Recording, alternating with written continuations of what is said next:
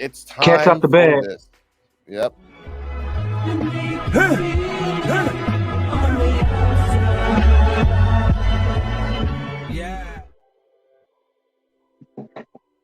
In the area around Raw, I will bring up the highlights as I have it right here, ladies and gentlemen. I don't really watch it, but I like to read, so I have a vivid imagination.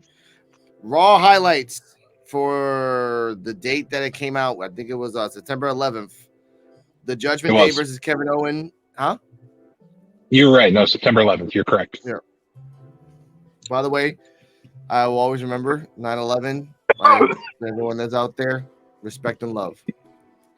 Now, Raw starts. Bless you. The Raw starts with Judgment Day versus Kevin Owens and Jey Uso. Sami Zayn is out for the time being, so Jey Uso stepped up. Kevin O, and again, I can tell you, I haven't read this yet. I can tell you what happened. Kevin Owen distrusting Jey Uso because Kevin Owen distrusts everybody.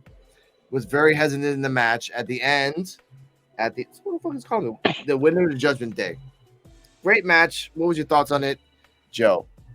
It was a good match, and I like the way that they're putting diversity in between the starting to drive a little bit of a wedge between Sammy and KO, even though it hasn't happened yet. You're starting to see it. Yeah.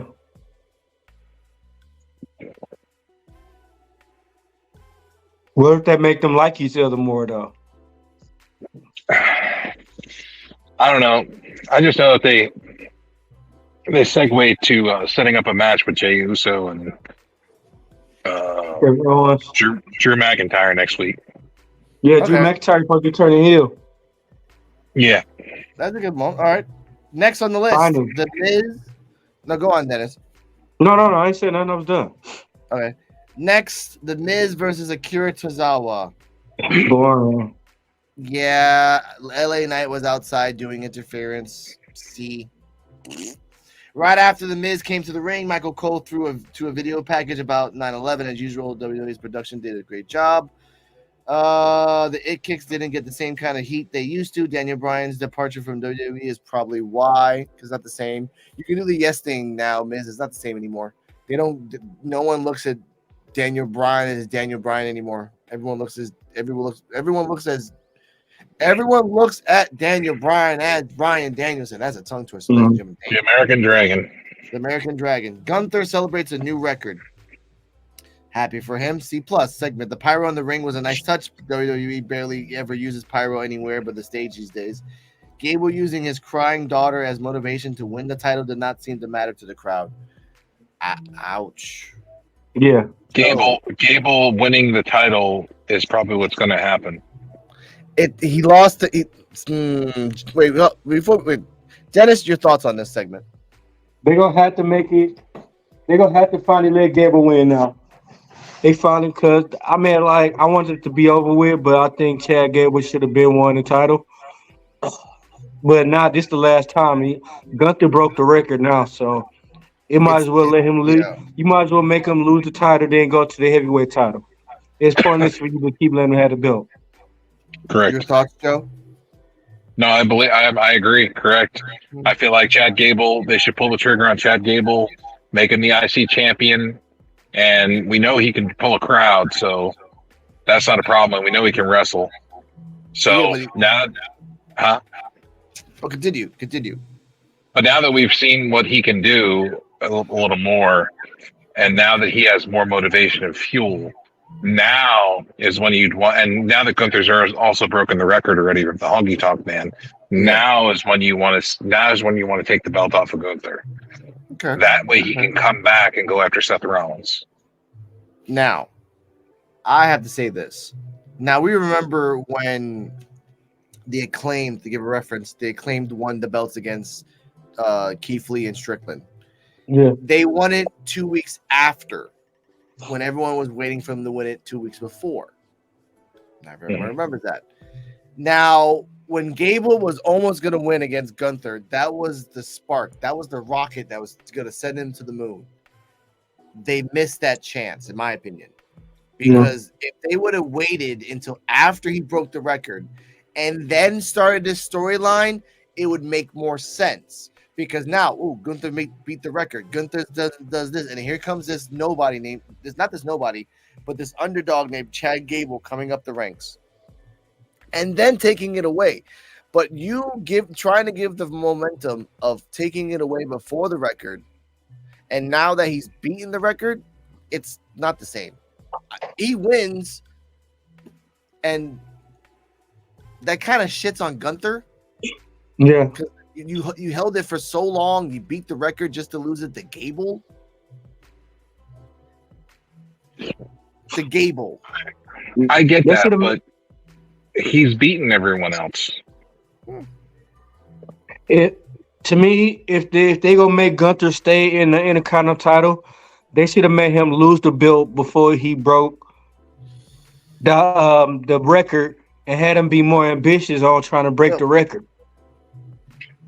If you had him lose it before he broke the record, they could have worked the angle that if he lost the title before breaking the record, you could have had a video package with the Honky Tonk Man celebrating. Yeah. Okay. Missed opportunities. Yep. Yeah. Okay. Woods versus Drew McIntyre.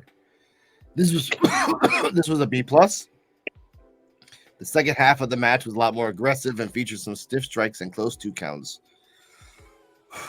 The look on my I'm a little bit of smoke lounge.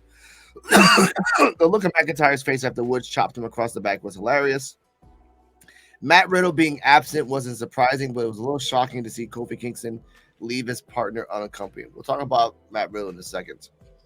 Chelsea, and we know that Drew McIntyre will be out next week, so that's not talking about that. Chelsea Green versus Shayna Baszler. Okay. Backstage segment. This is what I mean. Yeah. Green and Shayna Baszler had a confrontation that led to later issuing a challenge. Luckily for Green, Piper Niven returned this week to have her back. The couple of minutes we got were fine, but what happened after the match is what matters the most. Niven attacked Baszler after the Queen of Spades scored the win, but Zoe Stark ran down to make the save. C-. And moving on, Tommaso Ciampa. I feel bad for Baszler. I love Piper Niven as Viper. And again, she got her name back, so I'm happy that her name is Piper Niven. That's great. But have you noticed that the women's division on WWE has been shitty? Like across the board, all 3 brands. And I'm not including NXT UK because does that still exist? No, UK and NXT UK is not a thing no more. They're building they're going to be coming back as NXT Europe, I believe. Oh, that's nice. Okay, so why don't I talk about the women's division? That second person watching, hit that like. Why am I talking about the women's division? Because on WWE, on the side of Raw, SmackDown, and NXT, they suck. Rousey's gone. SmackDown's better. Is in NXT. SmackDown's better. SmackDown has Io Sky. Yeah, Asuka's back. One person, though.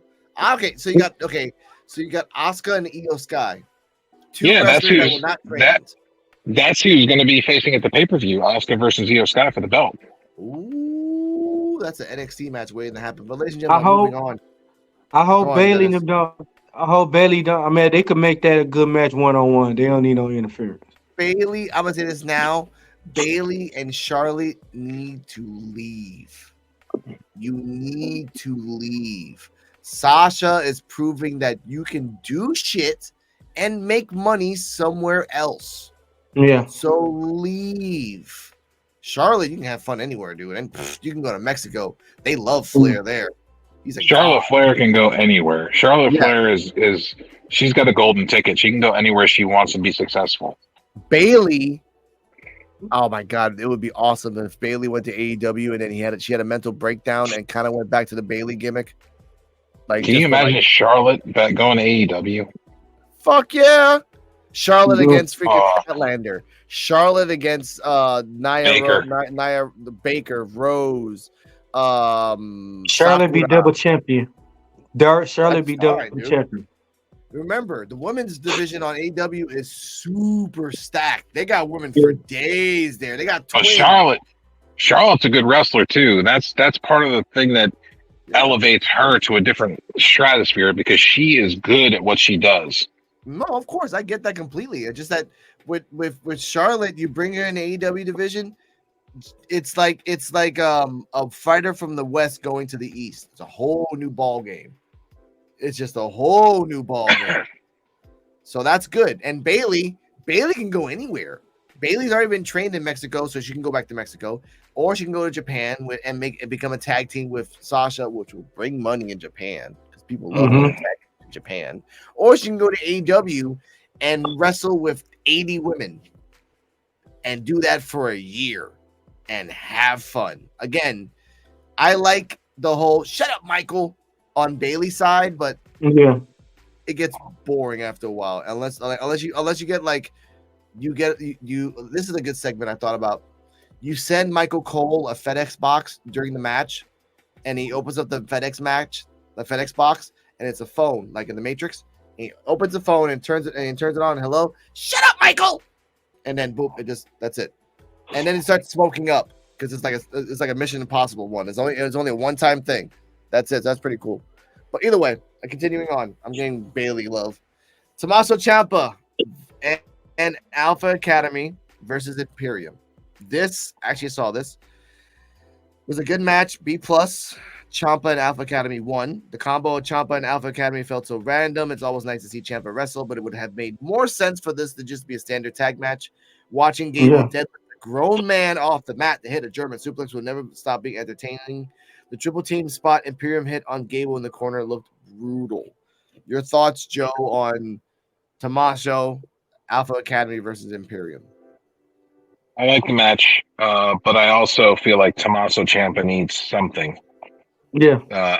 They need to push him some way, somehow, whether it's a heel, face. They need to give him a push. Yeah. Tommaso? I don't know what's going. A DIY was supposed to happen again, and I don't know if it's going to happen or not. I don't know what's going on with Gargano. I believe he's hurt. That needs to happen. Yeah. Wait, isn't Gargano like a free agent now? He's just everywhere. I think. Yeah, he is. He left. Nah, he but left WWE. no, Gargano, he here. He came back. Gargano been back wrestling. Oh, okay, good for him. But I thought he was hurt again. no, he ain't hurt. They need to hurry up pull his trigger. I mean, cause it's making Tommaso Ciampa look like he don't belong. They need to go ahead and pull his trigger and let them DIY get together and win undisputed titles away from Judgment Day. I can see that happening, but they can have a segment. They can have a 3-month storyline of Tommaso and Ciampa that they had in NXT and bring it right back to WWE, and it will be entertaining right off the bat. They can go back to NXT because the rivalry is so bad that they got fired from WWE, so they had to go back to NXT for a few months until the boss says, you know what, they can do that. Yeah, but you're right, Dennis. They're not pulling the trigger, so I'm gonna continue on from that. Rhea Ripley versus Raquel Rodriguez, the Cena Orton feud that never ends. And guess what, ladies and gentlemen? I've not seen one match, but I've heard about this match 12 times. But this is Cena Orton. Why are they doing this? I'm not even gonna say who won or lost. Joe, your thoughts on the match?